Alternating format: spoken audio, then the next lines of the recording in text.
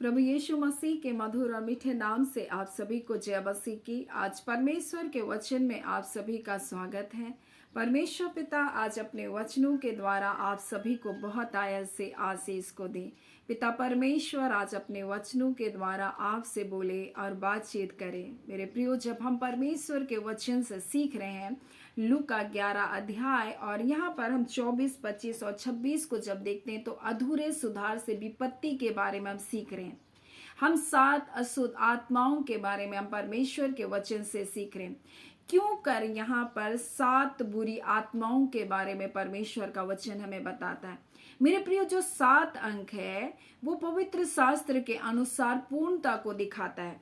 और जब आप परमेश्वर के वचन को आप देखेंगे तो यहाँ पर परमेश्वर का वचन यशायाह 11 उसका 2 में हम पढ़ेंगे और उसी प्रकार से प्रकाशित वाक्य 3 उसका 1 में और उसके 4 में और 5वें अध्याय में जब हम देखेंगे तो यहाँ परमेश्वर की 7 आत्माओं के बारे में बताया गया। परमेश्वर की 7 आत्माएं जो इस पृथ्वी पर भेजी गई है करके परमेश्वर का वचन हमें बड़ी स्पष्टता से प्रकाशित वाक्य में बताता है। सरदीस की कलीसिया के बारे में हमें बताता है कि सरदीस के कलीसिया के पास वो 7 आत्माएं 7 तारे हैं, परंतु उनके कार्य को वो पूरा नहीं जानता और इसलिए उससे कहता है तू मन को फिरा।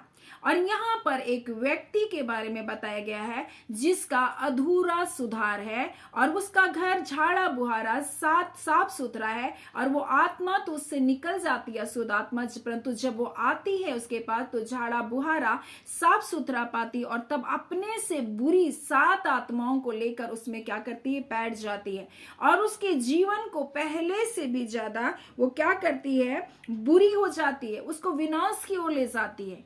और हमने परमेश्वर के वचन से इस बात को जाना कि इस व्यक्ति के जीवन में किस बात की कमी थी जिस कारण दुष्ट आत्मा उसके जीवन में राज्य किया। मेरे प्रियो, परमेश्वर का आत्मा जहां है वहां स्वतंत्रता है, परमेश्वर का वचन कहता है, और जहां परमेश्वर का आत्मा नहीं वहां पर नाना प्रकार के व्यसन है, नाना प्रकार की गुलामी है मेरे प्रियो। और इसलिए एक व्यक्ति के अंदर में अगर परमेश्वर का आत्मा कार्य नहीं करता है तो वो घमंड से, ईर्ष्या से, क्रोध से, व्यभिचार, पेटूपन, आलस्य, लालच, लोभ लालच, नाना प्रकार से उसके जीवन में क्या करेगा, राज्य करेगा। और ये तो मुख्यतः 7 लिखी है, लेकिन इसके अलावा कई उसी तरह से उसके जीवन में अशुद्ध आत्माएं क्या करेगी, राज्य करेगी। और इसलिए हमें पवित्र आत्मा को जानने की आवश्यकता है। और इस वर्तमान समय में जो हमारे जीवन में सबसे बड़ी आवश्यकता है एक मनुष्य के जीवन के लिए, वो है पवित्र आत्मा को जानना। इसलिए 1 कुरिन्थी 12 उसका 2 में इस प्रकार से लिखा है, भाइयों क्या तुम पवित्र आत्मा से अनजान रहोगे? क्या तुम उसके वरदानों से, आत्मिक वरदानों से अनजान रहोगे? यानी हमें जानना आवश्यक है। और इसलिए 1 कुरिन्थी 3 उसका 16 में लिखा, क्या तुम नहीं जानते? मेरे प्रियो, आज लोग पवित्र आत्मा के कार्य को नहीं जान रहे, पवित्र आत्मा की सेवा को नहीं जान रहे। पवित्र आत्मा हमारे लिए संसार में, इस पृथ्वी पर प्रकाशित वाक्य में लिखा है, हमारे लिए पृथ्वी पर भेजी गई है मसीहों की सहायता के लिए, लेकिन वो आज भी उससे अनजान है मेरे प्रियो। और इस संसार में हमें पवित्र आत्मा को जानने की आवश्यकता है, पवित्र आत्मा की सेवा को जानने की आवश्यकता है, उसकी शिक्षा को जानने की आवश्यकता है। नहीं तो हमारा जीवन भी इसी प्रकार से हर प्रकार के अशुद्धताओं से क्या हो जाएगा, भर जाएगा।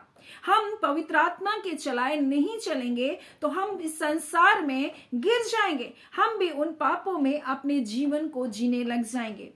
और इसलिए अगर हमको बाइबल को समझना है, हमें मसीह जीवन को जीना है, हमको चर्च की संरचना को अगर हमको समझना है और परमेश्वर के साथ अपने व्यक्तिगत संबंध को अगर हमको मजबूत करना है तो हमको पवित्र आत्मा के व्यक्तित्व को जानने की आवश्यकता है। हाँ मेरे प्रियो, पवित्र आत्मा एक व्यक्तित्व है त्रिएक परमेश्वर का, परमेश्वर पिता, परमेश्वर पुत्र और परमेश्वर पवित्र आत्मा।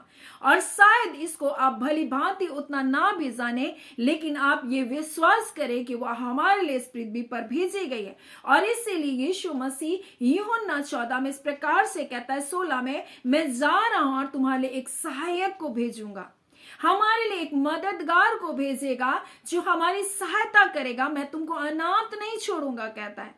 और पवित्र आत्मा जब हमारे जीवन में आता है मेरे प्रिय, उसका कार्य क्या है? वो हमारे जीवन को पाप के लिए कायल करता है, हमको पाप और धार्मिकता के विषय में हमको क्या करता है बताता है, हमारे हृदय को कायल करता है, हमें बताता है कि ये जीवन में तुमको पश्चाताप करने की आवश्यकता है। और पवित्र आत्मा तो सर्वज्ञानी परमेश्वर है, और वो सर्वज्ञानी परमेश्वर है और सब बातों को देख रहा है इस संसार में, क्योंकि परमेश्वर का वचन प्रकाशित वाक्य में बड़ी स्पष्टता से इस बात को बताता है। जब आप इसे पढ़ेंगे प्रकाशित वाक्य 5वां अध्याय और उसके 6 में, तब मैंने उस प्राचीन और चारों प्राणियों और उन प्राचीनों के बीच में मानो एक बद्ध किया हुआ मेमना देखा। उसके 7 सींग 7 आंखें थी, उसकी 7 आंखें थी, और वे परमेश्वर की 7 आत्माएं हैं। वो हमें निहार रही है, हमारे मन में चलने वाले हर विचारों को जांच रही है, हमारे क्रियाकलापों को देख रही है। कौन बातें हमने घमंड में कही, कौन सी बातें हमने अहंकार में होकर बोली, कौन सी बातें हमारे मन में चल रही है, वो हमारे मन की हर गड़ने वाली बातों को जांच रहा है। और मेरे प्रियो, और लिखा है वे 7 आत्माएं सारी पृथ्वी पर क्या की गई है, भेजी गई है। और जब आप प्रकाशित वाक्य 3 को पढ़ेंगे उसका 1 में, तो लिखा है सरदीस की कलीसिया के दूतों को यह लिख, जिसके पास परमेश्वर की 7 आत्माएं 7 तारे हैं, वह कहता है मैं तेरे कामों को जानता हूं, तू जीवित कहलाता तो है पर तू मरा हुआ है, इसीलिए हमें पवित्र आत्मा के चलाए हुए चलना है। मेरे प्रियो, पवित्र आत्मा हमारे जीवन में है, पवित्र आत्मा हमें दिया गया है। जब हमने उद्धार को पाया, जब हमने परमेश्वर से पवित्र आत्मा की सहायता को जब हम मांगा, परमेश्वर ने अपने आत्मा को हमारे जीवन में उंडेला। हम मसीह ऐसे ही नहीं है मेरे प्रियो, हमें एक सहायक दिया गया है जो वर्तमान में इस संसार में हमारी सहायता कर रहा है। अगर हमें उसकी सहायता को लेने के लिए हमको भी जागृत होना है। मेरे प्रियो, परमेश्वर का वचन हमें बताता है पवित्र आत्मा जो है वो क्या है, शक्ति से भरपूर है। परमेश्वर का आत्मा जो पवित्र आत्मा है वो क्या है, सामर्थी है, शक्तिमान है। और जब आप इसे यशायाह में 11वां अध्याय और उसके जब आप 2 में पढ़ेंगे तो लिखा यहोवा का आत्मा, बुद्धि का आत्मा, समझ का आत्मा, युक्ति का आत्मा, पराक्रम का आत्मा, ज्ञान का आत्मा और यहोवा के भय का आत्मा उस पर ठहरा। यानी हमारे लिए परमेश्वर जो आत्मा दिया वो पराक्रम का आत्मा है, यानी कि वो सामर्थ का आत्मा है। और इसलिए उसका वचन हमें कहता है वो स्पिरिट ऑफ पावर है, वो हमें सामर्थ देता है हमारी निर्बलताओं में, हमें पापों से निकलने के लिए, हमसे उस पर जय पाने के लिए हमको सामर्थ को देता है। और बिना पवित्र आत्मा के तो एक सच्चा मसीही हम नहीं बन सकते, बिना पवित्र आत्मा के तो हम मसीह की शिक्षा का अनुसरण नहीं कर सकते, हम उसके पद चिन्हों पर नहीं चल सकते, हम उसके जैसा जीवन को हम नहीं जी सकते। एक मसीह जीवन का लक्ष्य क्या है?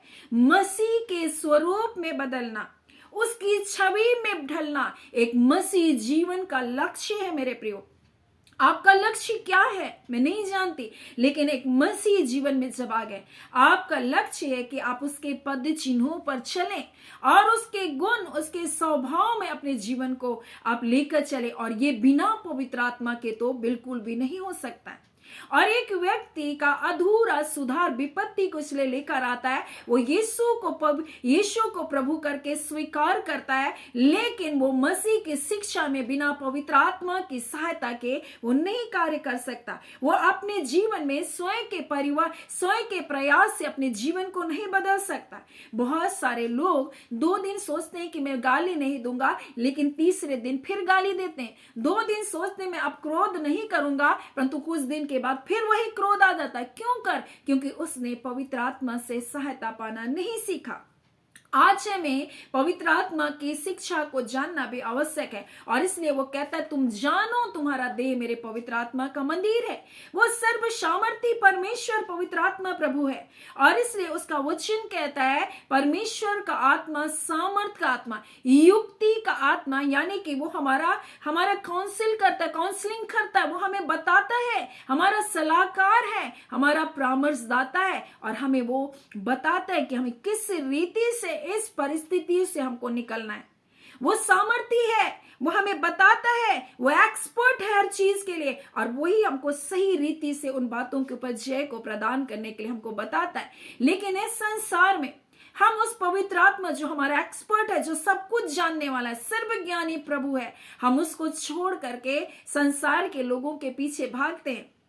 शायद ये बता देगा, वो प्रोफेसी कर देगा, वो बता देगा, हम इसके पीछे उसके पीछे भागते हैं, परंतु हम जिसके पीछे हमको जाना है हम उसके पीछे नहीं जाते। हमें जिससे सहायता को प्राप्त करना है हम उससे सहायता को नहीं प्राप्त करते। और इसलिए उसका वचन कहता है, क्या तुम नहीं जानते तुम्हारा देह पवित्र आत्मा का मंदिर है जो तुम में वास करता है, वो हमारे साथ रहता है। परमेश्वर का आत्मा, यहोवा का आत्मा हमारे साथ है, उसका बुद्धि का आत्मा हमारे साथ है, उसका समझ का आत्मा हमें समझने की शक्ति देता है। मेरे प्रियो, अगर हमारे अंदर समझने की शक्ति नहीं होगी हम पशु सरीखे हो जाएंगे। मनुष्य पशु सरीखा हो जाता है, इसलिए तो पाप की ओर, व्यभिचार की ओर, अशुद्धता की ओर चला जाता है। मेरे प्रिय, उसको समझ नहीं आता कि ये जीवन मेरे जीवन को क्या करेगा, ये पाप में स्वभाव मेरे जीवन को नाश कर देगा। और जब आप नीति वचन में पढ़ेंगे तो इस प्रकार से लिखा हुआ है, जब नीति वचन 5 को पढ़ते हैं तो लिखा है, मेरे पुत्र मेरी बुद्धि की बातों को ध्यान दे, मेरे समझ की ओर कान लगा, जिससे तेरा विवेक क्या होगा, सुरक्षित होगा। मेरे प्रियो, जब हम परमेश्वर के वचनों पर अपने मन को लगाते हैं, जब हम परमेश्वर के बुद्धि से हम चलते हैं, जब परमेश्वर का समझ हमारे जीवन में होता है, वो हमारे विवेक को क्या करता है, सुरक्षित रखता है। और हम ज्ञान के वचनों को क्या करते हैं, थाम कर रखते हैं। तभी हम पराये स्त्री से, जिसके होठों से मधु टपकता है और उनकी बातें तेल से भी अधिक चिकनी है, उनका परिणाम नाग दौना सा कड़वा और 2 धारी तलवार सा क्या है, चोखा है। वो आपके जीवन को नाश कर देगा।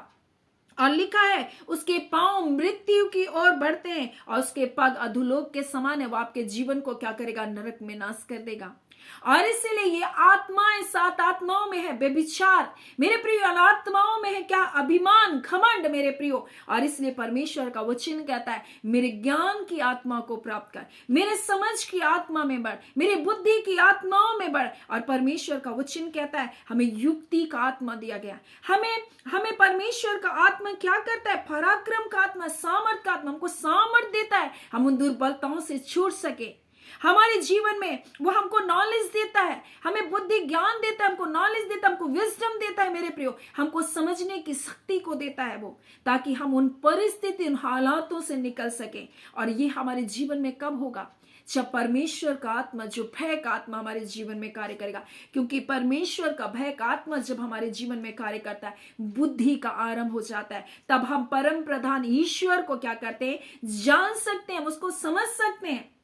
तभी हम परमेश्वर के भय में हम चल सकते हैं, मेरे प्रियो। नहीं तो हम मन मर्जी अपने जीवन को जिएंगे। और इसलिए तो मलाकी और उसके 3 अध्याय 5 में लिखा है, तब मैं न्याय करने को तुम्हारे निकट आऊंगा और टोन्हे, बेविचारियों और झूठी क्रिया खाने वालों के विरुद्ध, और जो मजदूर की मजदूरी को लोभ लालच के कारण वो क्या करते हैं, दबा देते हैं, और विधवा और अनाथों पर अंधेर करते हैं, न्याय को बिगाड़ते हैं परदेशियों का, क्योंकि वो मेरा भय नहीं बोलता है परमेश्वर, क्योंकि उनके अंदर परमेश्वर का भय का आत्मा नहीं। और ये व्यक्ति के अंदर कोई परमेश्वर का आत्मा नहीं, कोई भय का आत्मा नहीं है, मेरे प्रियो। और इसीलिए तो उसका जीवन में 7 बुरी आत्मा उसके जीवन में कार्य करे, वो बिना डरे पाप बुराई करेगा और अपने जीवन को क्या करेगा, नाश करेगा। आज परमेश्वर अपने वचन के द्वारा हमें बताना चाहता है, परमेश्वर 7 चीजों से घृणा करता है, मेरे प्रियो। 6 है वरन 7 है, परमेश्वर का वचन कहता है, जिससे परमेश्वर क्या करता है, घृणा करता है। घमंड से चढ़ी हुई आंखें, उससे परमेश्वर क्या करता है, घृणा करता है। क्योंकि परमेश्वर की 7 आत्माएं, वो परमेश्वर की वो 7 आंखें आज इस पृथ्वी पर घूम रही है, वो देख रही है मनुष्य के जीवन को, किसके अंदर घमंड कार्य कर रहा है। और ये घमंड परमेश्वर को क्या करता है, घृणा दिलाता है। घमंड बोलता है वो नाश को लेकर आता है। और लिखा है परमेश्वर का वचन, मनुष्य के विनाश से पहले घमंड उत्पन्न होता है। जब आप एक मनुष्य को घमंड करते हुए देखें, अहंकार करते हुए देखें, तो आप जाने उसके विनाश का टाइम आ गया। उसके नाश होने का समय आ गया मेरे प्रियो। और इस संसार की वस्तुओं के लिए आप घमंड ना करें, घर के लिए घमंड ना करें, पैसों के लिए घमंड ना करें, नौकरी के लिए घमंड ना करें, क्योंकि ये क्षणिक होने वाला चीज है मेरे प्रियो, ये नासमान चीज है। इसलिए सरदीस की कलीसिया को इस प्रकार से परमेश्वर कहता है, परमेश्वर का वचन कहता है, जिसके पास परमेश्वर के 7 आत्मा है, 7 का तारे हैं, वह यह कहता है, मैं तेरे कामों को जानता हूं, तू जीवित तो कहलाता है परंतु मरा हुआ है। जागृत रह, उन वस्तुओं को जो बाकी रह गई है और जो मिटने पर है उसको क्या कर, दृढ़ कर। मैं तेरे किसी काम को अपने परमेश्वर के निकट पूरा नहीं पाया, इसलिए स्मरण कर कि तूने कैसी शिक्षा को प्राप्त किया है। मेरे प्रियो, याद करें कि आपने कैसी शिक्षा को प्राप्त किया है और जो सुनी थी उसमें बना रहे, मन फिरा। यदि जागृत ना रहेगा तो मैं चोर के समान आऊंगा, तू कदापि ना जान सकेगा मैं किस घड़ी तुझ पर आ पड़ूंगा। परमेश्वर कहता है परमेश्वर का आत्मा हमारे जीवन में है, परमेश्वर हमारे कलीसियां, हमारे परिवारों में परमेश्वर का आत्मा। लेकिन आज हम बिना डरे संसार में पाप की ओर अपने जीवन को जी रहे।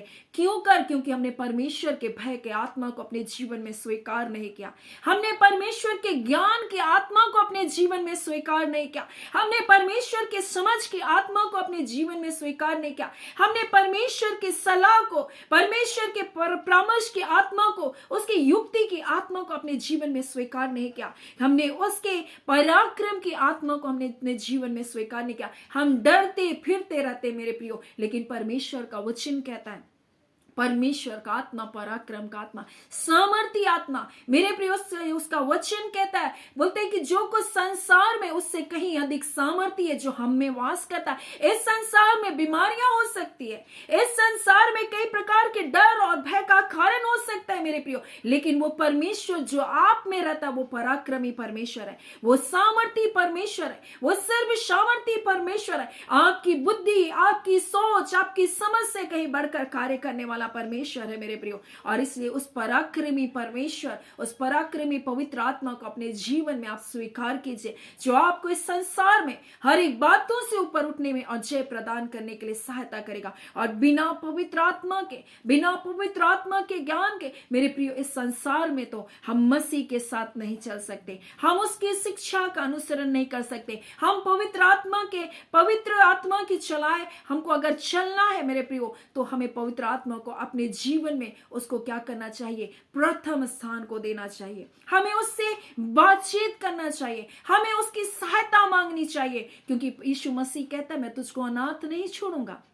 मैं तुझको अकेला नहीं छोड़ूंगा, मैं तेरी सहायता के लिए क्या करूंगा, पवित्र आत्मा को भेजूंगा। क्योंकि मैं जा रहा हूं, क्योंकि यीशु मसीह जब शरीर में था वो सीमित था, लेकिन पवित्र आत्मा सर्वव्यापी है। जिस प्रकार से आज वो मेरे अंदर है, वो आपके हृदय में भी उसी प्रकार से कार्य कर रहा है, वो सारी पृथ्वी में कार्य कर रहा है मेरे प्रियो। और वो परमेश्वर, सर्वव्यापी परमेश्वर, हर जगह है, सर्व सामर्थी प्रभु परमेश्वर है वो पवित्र आत्मा। और वो आपके जीवन में हर वो दुर्बलताओं में आपकी सहायता कर सकता है, हर एक कठिन परिस्थितियों से आपको निकाल सकता है। वो पवित्र आत्मा आपके जीवन में कार्य करना चाहता है, नहीं तो ये संसार की आत्माएं हमारे जीवन में कार्य करेगा। और इसलिए उसका वचन इस प्रकार से कहता है, झूठ बोलने वाला जीव, निर्दोष का लहू बहाने वाला हाथ, अनर्थ की कल्पना करने वाला मन, बुराई को वेग से दौड़ने वाले पांव, झूठे साक्षी और भाइयों के बीच झगड़ा लगाने वाला क्या है, मनुष्य, इससे परमेश्वर घृणा करता है। ये 7 बातें जिससे परमेश्वर घृणा करता है।